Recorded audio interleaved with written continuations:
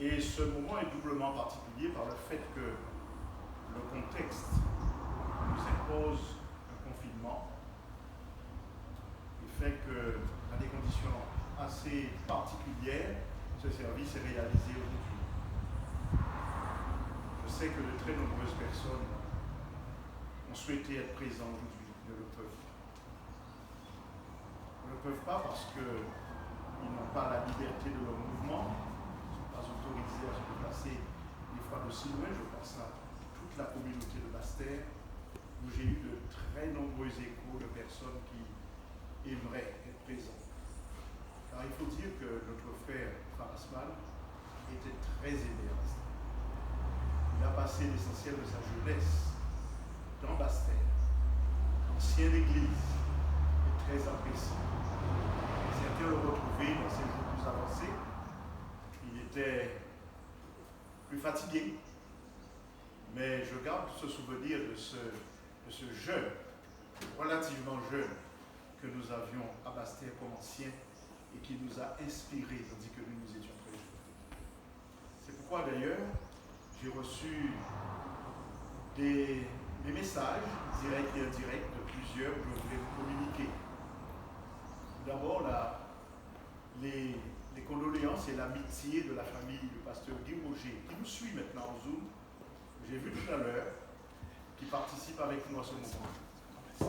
Et qui vous prie, chers enfants, Farasman, les parents, sœurs et autres parents, de recevoir ses condoléances ainsi que celles de sa famille. Il disait de frère Farasman toujours, c'est mon second père, parce qu'il avait une grande estime pour la famille, et en particulier le frère Farasman, qui est aujourd'hui endormi. J'ai aussi les salutations de Réus Marietta, qui m'a envoyé un mail que je n'ai pas pu lire, est arrivé tout à l'heure, mais qui veut assurer la famille que le ministère envers les personnes âgées de la Fédération adventiste de la Guadeloupe participe pleinement à votre moment de souffrance et vous pouvez recevoir également les condoléances. Une autre personne, c'est le frère Alexandre Brave et sa famille qui m'ont prié de vous saluer. Il aurait voulu être présent également. Il parle de frère Farasman comme de son grand ami. Et enfin, de ma famille, j'ai reçu de ceux qui sont loin des messages unanimes pour vous demander de vous saluer et de vous dire que de tout cœur, ils sont tous avec vous. De sorte que c'est un moment difficile, un moment de séparation, mais ce n'est pas un moment sans espérance. Et c'est surtout ce qui va nous animer.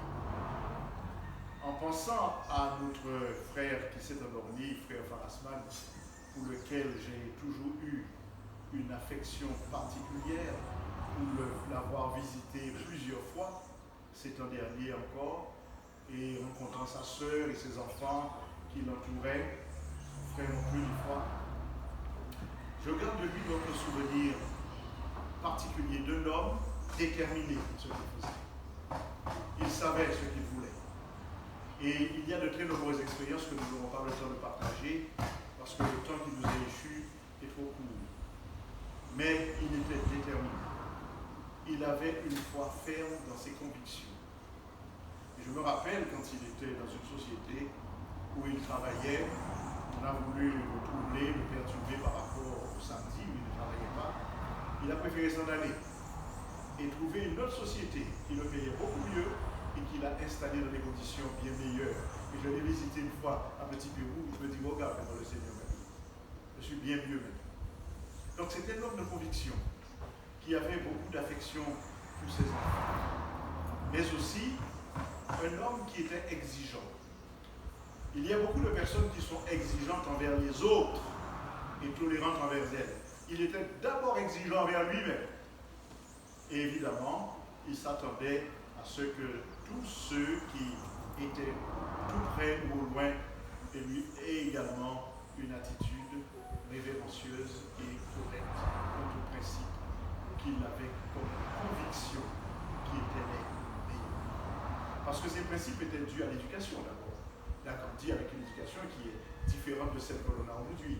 C'était l'éducation de la rigidité, de la direction parentale. c'est bien. On a évolué aujourd'hui dans une manière d'approcher l'éducation. C'est aussi bien. Mais il y a des valeurs dans les deux. Des points forts dans les deux positions. Et également des points faibles dans les deux positions. Mais ce qu'il y a de commun, et qui était sa position à lui, c'est son acceptation du Christ. Et je pense à ce texte que je lis avec vous de la première épître de Corinthiens, chapitre 15, verset 1er, où Paul écrit « Je vous rappelle, frères, l'évangile que je vous ai annoncé, que vous avez reçu, dans lequel vous avez persévéré et par lequel vous êtes sauvés. » Ça, c'était acquis pour le Fils du Seigneur.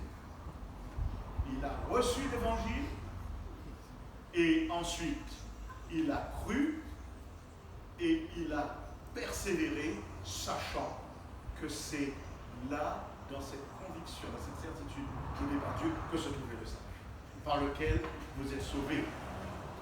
Et alors, Paul d'ajouter, et vous le retenez tel que je vous l'ai annoncé. Autrement, vous aurez cru en vain. Et il n'était pas question, pour frère Fassman, de croire en vain. Il savait qu'il avait cru et il voulait croire jusqu'au bout. Les derniers jours de sa vie, je l'ai vu un peu différent. Mais la maladie avait affecté un petit peu son côté positif. Et sa ferme assurance en Jésus-Christ n'était pas changée. Il avait cru et il a persévéré.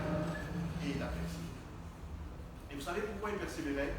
C'est parce que le texte continue et dit que le Christ que vous avez reçu, il est mort pour vos péchés.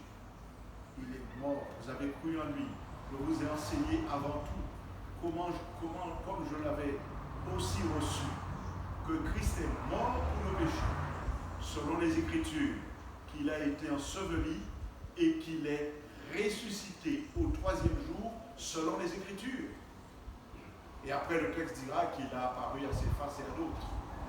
Donc, Jésus est mort pour nos péchés, il a été enseveli et ressuscité. Et Paul d'ajouter, et nous sommes maintenant au verset 12, or, si l'on prêche que Christ est ressuscité des morts, comment quelques-uns parmi vous disent-ils qu'il n'y a point de résurrection des morts? S'il n'y a point de résurrection des morts, Christ non plus n'est pas ressuscité. Or, je pense qu'ici, nous sommes devant un parterre de chrétiens, quelle que soit votre dénomination, nous croyons que Jésus-Christ est ressuscité au 3e jour. Peu importe notre obédience religieuse. Donc, Paul est en train de dire, or, si l'on prêche que Christ est ressuscité des morts, comment quelques-uns d'entre vous disent qu'il n'y a pas de résurrection des morts? S'il n'y a point de résurrection des morts, Christ non plus n'est pas ressuscité, et si Christ n'est pas ressuscité, notre prédication est vaine, votre foi est vaine, et vous êtes encore dans le péché. De sorte que le serviteur de Dieu aujourd'hui décédé croyait que Christ était ressuscité. Il en avait cette certitude comme je l'ai aujourd'hui et comme vous l'avez. Et par conséquent, si Christ est ressuscité, l'apôtre dira, il est le prémice de ceux qui sont morts. Par conséquent, si nous ne croyons pas que Christ est ressuscité, eh bien, il n'y a pas d'espoir, or nous le croyons, mais si nous le croyons, eh bien, sachons qu'après lui, il y a la résurrection de tous ceux qui ont cru. Et pourquoi il est écrit maintenant au verset 20? Mais maintenant, Christ est ressuscité des morts. Il est les prémices de ceux qui sont morts. Car puisque tous sont morts, parce que la mort est venue par un homme, c'est-à-dire Adam qui a péché le premier, c'est aussi par un homme qu'est venue la résurrection des morts. Et comme tous meurent en Adam, de même aussi tous revivront dans Christ. Mais chacun en son Christ comme prémisse, c'est-à-dire le premier, puis ceux qui appartiennent à Christ lors de sa venue. Voilà quelle était la foi de mon bien-aimé frère François. Il m'a beaucoup inspiré.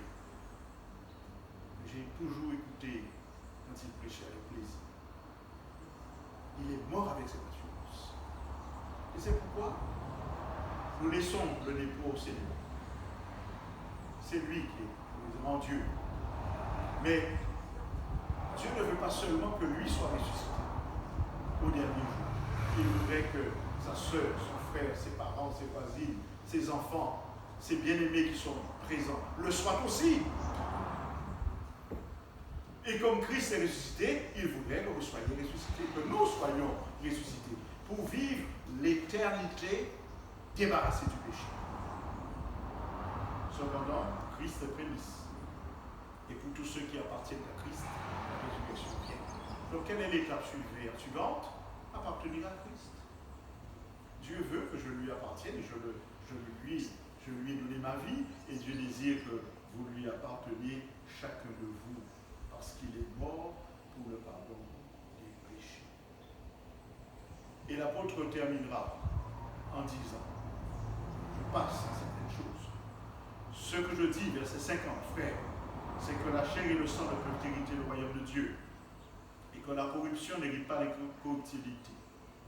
Mais je vous dis un mystère, nous ne mourrons pas tous, mais tous nous serons changés, c'est-à-dire ceux qui sont vivants, en un instant, en un clin d'œil, à la dernière trompette. La trompette sonnera, et les morts ressusciteront incorruptibles, et aussi nous serons changés. Car il faut que ce corps corruptible revête l'incorruptibilité, et que ce corps mortel revête l'immortalité. Lorsque ce corps corruptible aura revêtu l'incorruptibilité, et que ce corps mortel aura revêtu l'immortalité, alors s'accomplira la parole, la mort a été engloutie dans la victoire. Ô mort, où est la victoire? Ô mort, où est ton aiguillon? L'aiguillon de la mort, c'est le péché, et la puissance du péché, c'est la loi. Et grâce soit rendue à Dieu, qui nous donne la victoire par notre Seigneur Jésus-Christ. Nous sommes dans un pays chrétien, et c'est Jésus-Christ qui nous donne. Par conséquent, mes bien-aimés et chers amis, mes chers enfants et frères, amis, nous laissons le Seigneur agir. Il a donné la vie, nous l'avons abîmé par le péché en Adam. Jésus est mort, il est ressuscité. Et maintenant, il a promis de ressusciter tous ceux qui sont morts en Christ.